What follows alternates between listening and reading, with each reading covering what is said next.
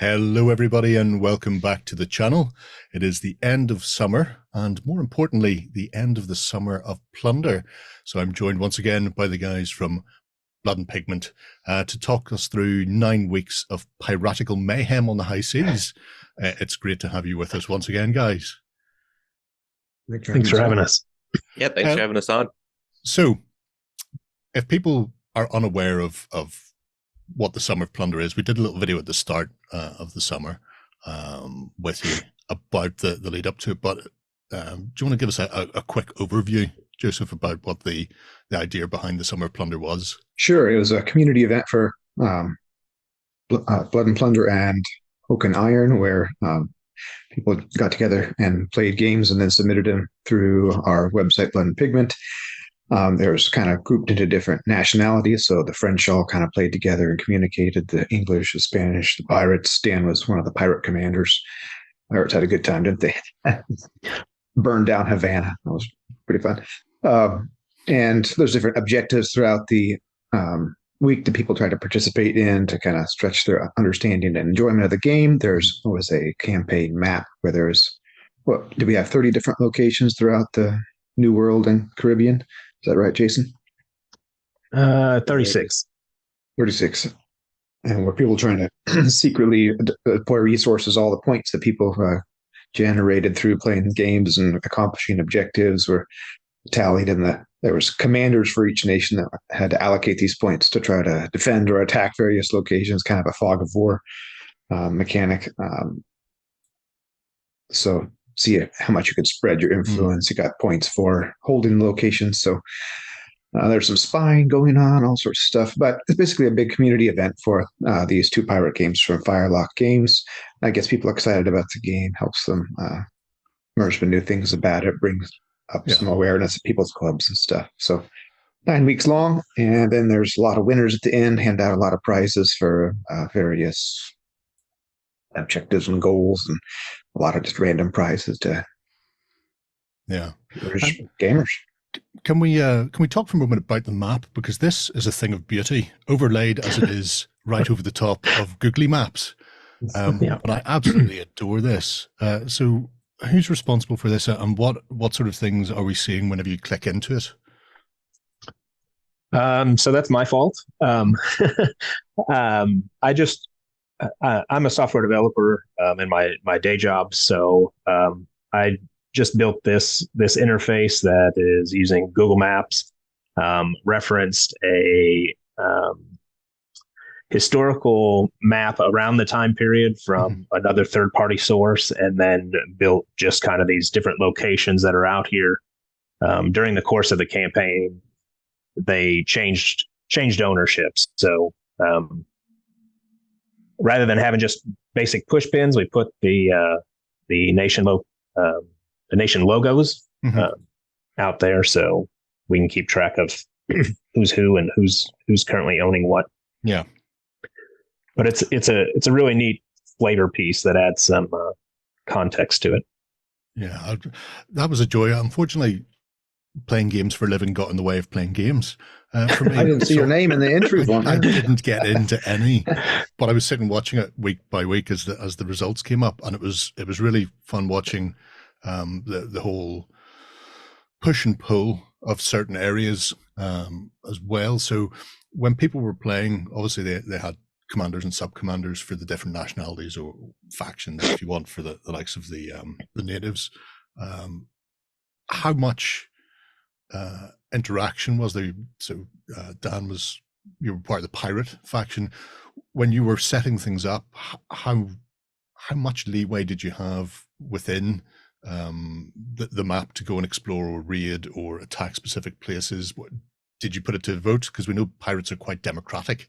Or was it very much a you're on my ship, I'm just setting up sailing to? So it was really cool because we went out of our way to make a pirate group chat. So I put in the Blood and Plunder group several times. Hey, if you want to be part of the pirate group chat, here's the link, send me a message and I'll get you in. So I don't remember how many that we had, but we had quite a few people. So if any of y'all are watching this or in the pirate chat, me and Greg Padilla, the primary commander, we absolutely love you and thank you for the hilarious interactions we had. But for the most part, we voted. I mean, I was moving about halfway through the Summer of Plunder, so I basically said, "Hey, I will handle the spreadsheets. If Greg, you want to handle the updates," and then we just kind of put everything to a vote. We would discuss what we want to do. Then I would say, "All right, if we can't decide, take a vote." So we were very chaotic in that session instead of the top-down, usual bureaucratic nonsense of "I'm the king. I choose to attack where I want to attack." It was just like herding ferrets, which I think is the spirit of the game. Well, that's gamers as a whole. At any point, whenever you try and get them together to pull in one direction, if you give people 9 options, then you'll get 9 different responses, and then a couple of additional ones that you hadn't offered up as issues. So overall, how many people were involved? Because I know that you had a core, let's say, a core campaign with the various people within the nationalities, but then there was also optional or bonus points given for people running introductory games for the systems as well. So how many people were involved this year? So we had, of the entries, we had a little over 200 unique players that entered. Those 200 players recorded 1,400 games. We know there are more than that because we had demos that were being run. And so just looking at the demo stats, we had 602 new players or 602. Yeah, sorry. 301. I doubled it because there were 2 points. 301 new players that may or may not have put in the entry. So 301 games that were logged as demos, which is awesome. It's an impressive amount. As somebody who, in his misspent youth, used to have to run intro games and Games Workshop, I mean, 301 across a 9-week period is substantial. And then presumably they were coming from all over the globe. Right. There were, in the point system, there were incentives to run a demo game. So you got 2 bonus points. We had one player that was extremely aggressive in using that, which was good because it helps grow the game.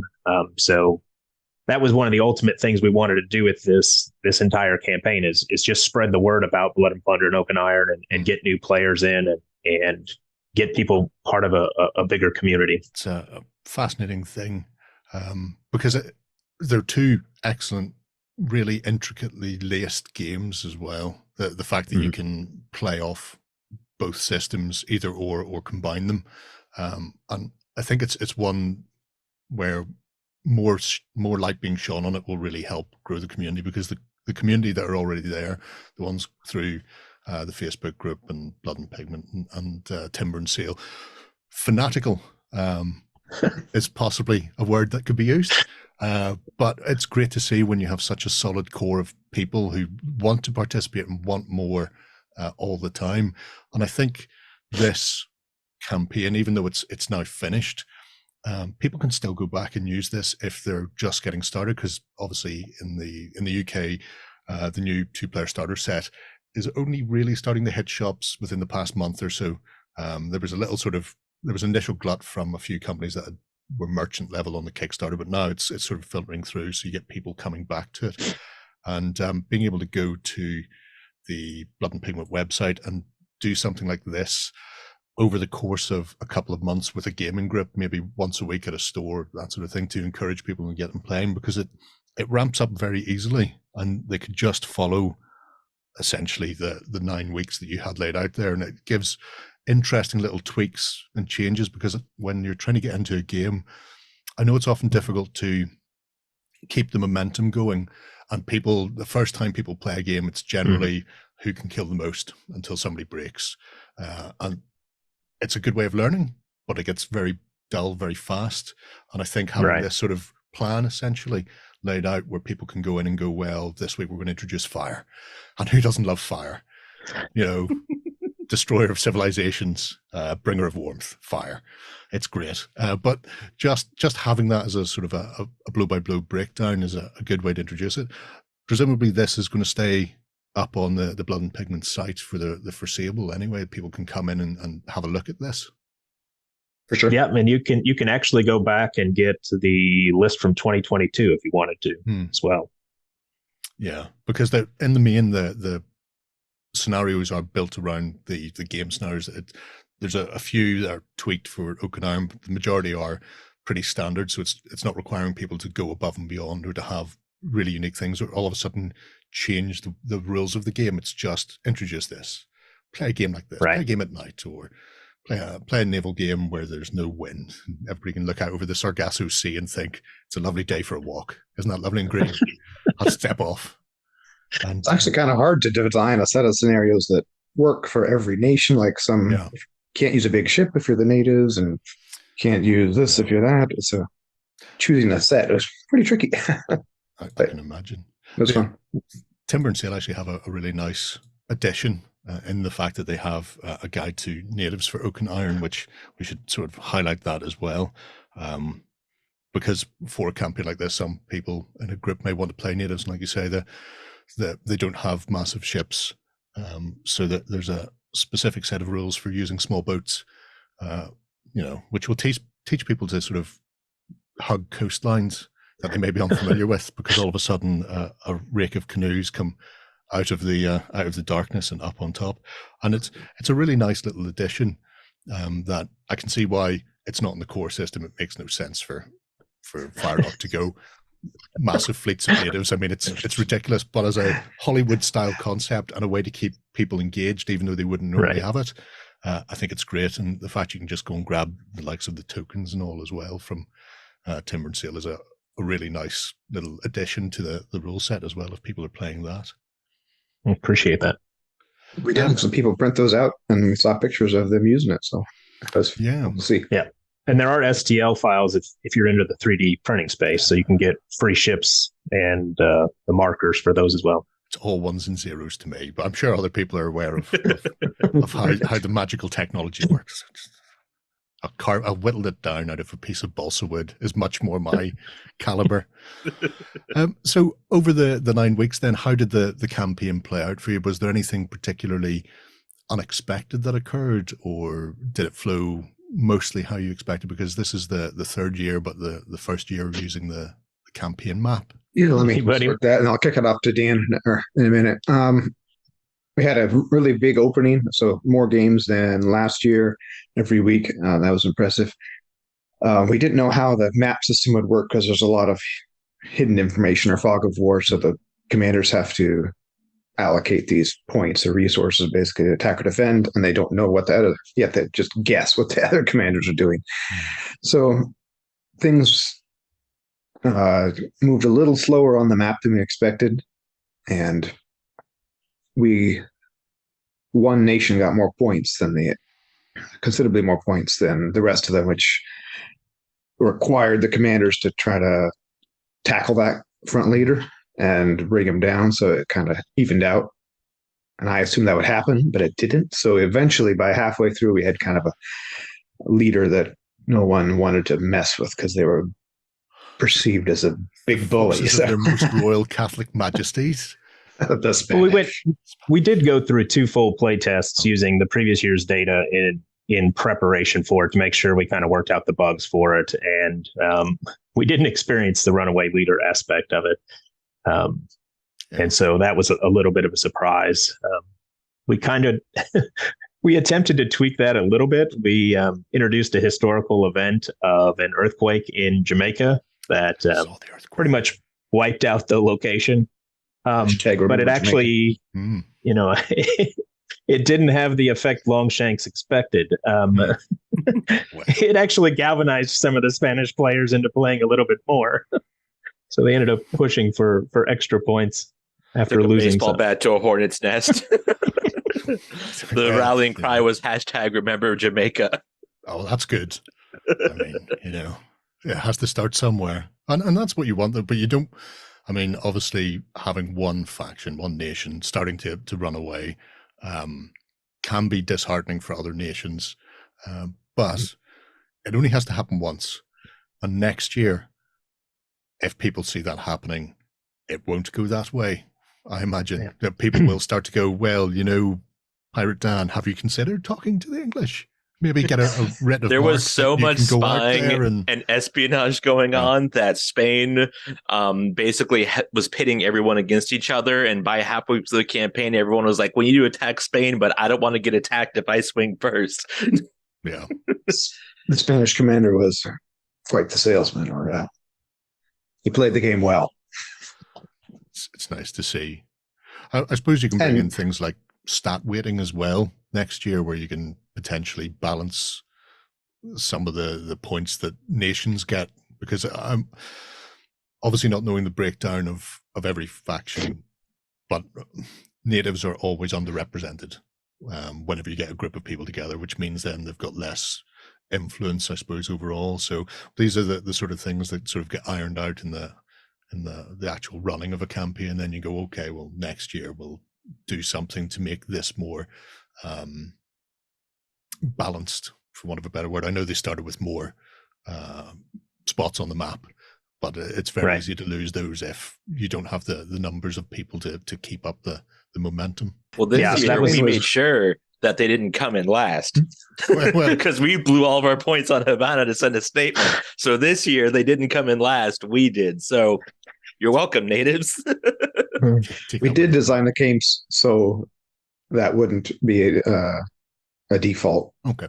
Because as you hold locations, they give you points as well too. So at one point, the natives were set to be in second place, but then everybody noticed, oh, those natives can't be there, and they crushed them. Well, they ignored Spain. So the Dutch did the same thing too. At one point, they were getting pretty high, and then everybody kept piling on the second place player because they were vying for second place, basically. So some unexpected social interactions, plus the spying threw us for a loop. If we can't reach your level, at least we can pull you back down to ours. That's right. Type of thing. Yeah. I've heard there's talk of a specific Discord for next year to sort of get everybody into one place. I imagine I've played global campaigns before where people have used things like Facebook groups and forums and the like to sort of coordinate things, and you always get spying because somebody will just make a new email account and then drift into it.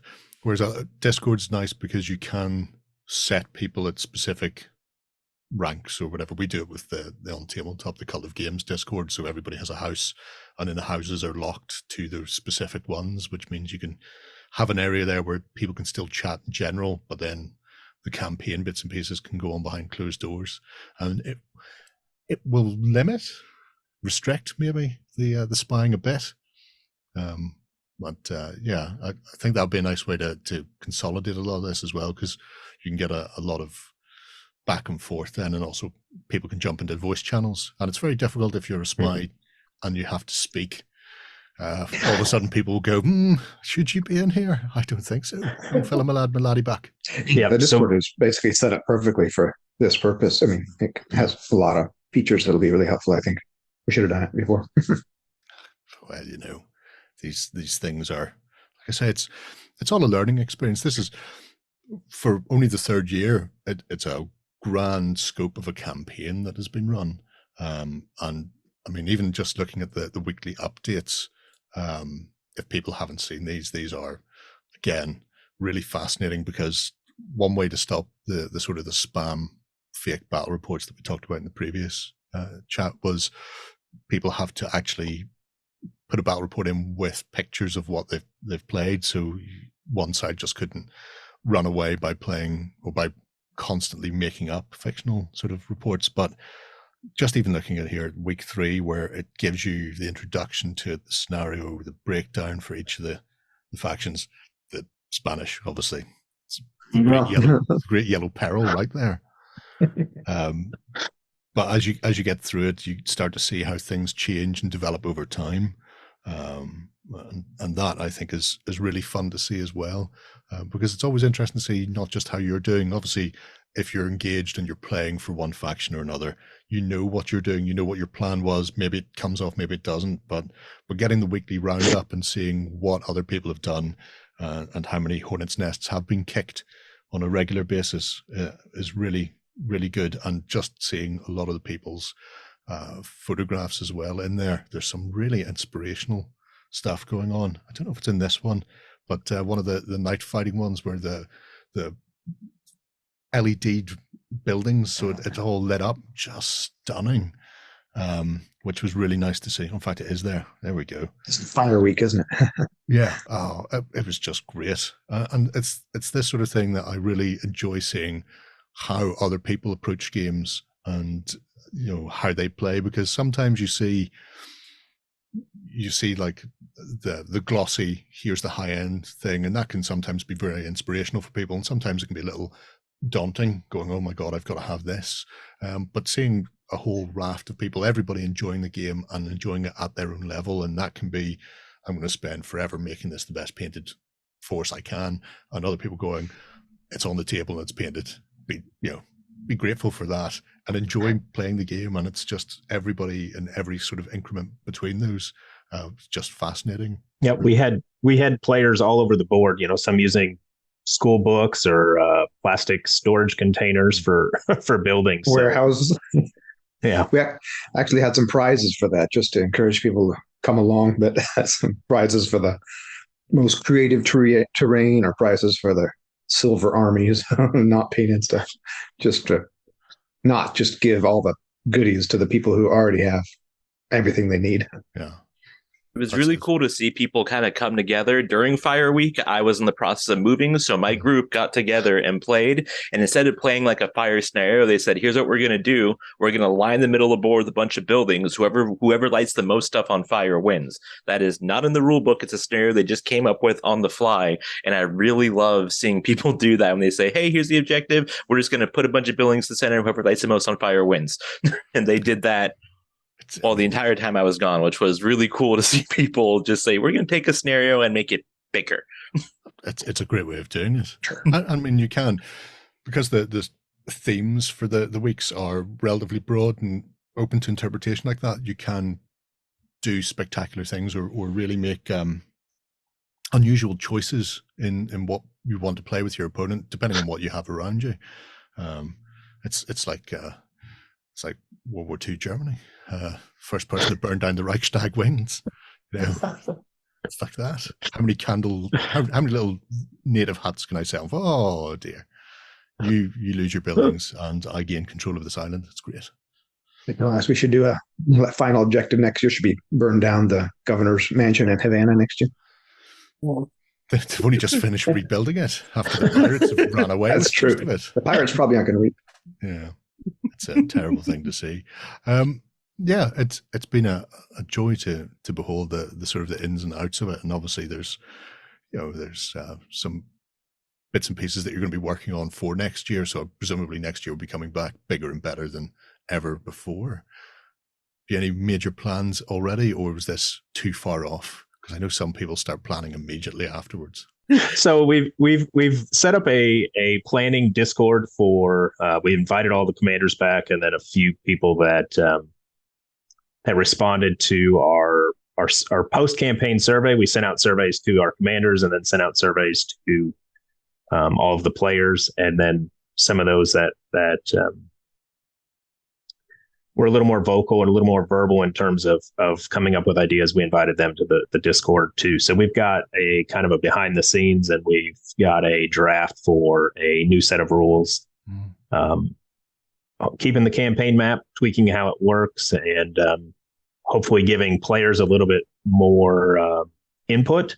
So the commanders are there as shepherds, but trying to make the pirates, everybody had an equal vote on some of the things, just trying to help the players have a little bit more influence on the map next year. And then again, kind of quashing little chaos, trying to quash some of the runaway leader aspects, and level the playing field a little bit, put some caps in some areas. Sounds good. Is there anything else you want to let people know about before we wish them all adieu and send them off to the Blood and Pigment YouTube channel to have a look at the wrap up that you guys have done previously? Just invite you back to next year. We're pretty free with our loot. I think we sent out about almost $3,000 of the prize during this campaign, which is kind of surprising after we added it up. And it's a really good way to get plugged into the community. Even if you haven't played before, it's a good way to jump into the game, because you have a lot of people around you doing similar things, so you can learn pretty quickly and get to know some great people. It is a remarkable community. I think a lot of friendly people, a lot of nice people. There's not very many. There's not many of the grumpy war gamer stereotypes that sometimes make a community difficult. It's a really great group of people. So just hope everybody comes back for 2024. Fantastic. I would venture to say it's the most positive wargaming community I'm a part of, and I'm a part of quite a few. And the Blood Plunder group is my favorite. Well, I think everybody just loves the idea of that era, that Errol Flynn like piracy on the high seas, and they engage in that same respect as well within the community. They all want to be the Captain Blood of their own particular ship. Hopefully, folks, if you haven't already got involved with Blood and Plunder or Oak and Iron, check out Blood Pigment, Timber and Seal, the Plunder Den. There's a whole host. Actually, join the Facebook group, the Buccaneering Across the Spanish Main. Isn't that it? It's such a long title, I always forget. Join that Facebook group because you'll find so many of the posts in there. Get involved with the community, and definitely pop over to Blood and Pigment. Check out the Summer of Plunder 2023. You can go through every week from week 1 all the way through, see how things develop, see some fantastic gaming tables. There's even a guest battle report from Michael Verity, which went up a couple of weeks ago there, and it came from the Summer of Plunder. So it's a really nice battle report that obviously people can submit battle reports to Blood and Pigment anyway, but this one just neatly sort of dovetails into the end of the Summer of Plunder. So check them out. Check out the games from Firelock as well, and hopefully we'll see you all marauding on the high seas very soon. Bye-bye. Go ahead and check out our other content on screen now. And while you're at it, why not hit subscribe and remember to ding our dong. Go on, you know you want to click it. Go on.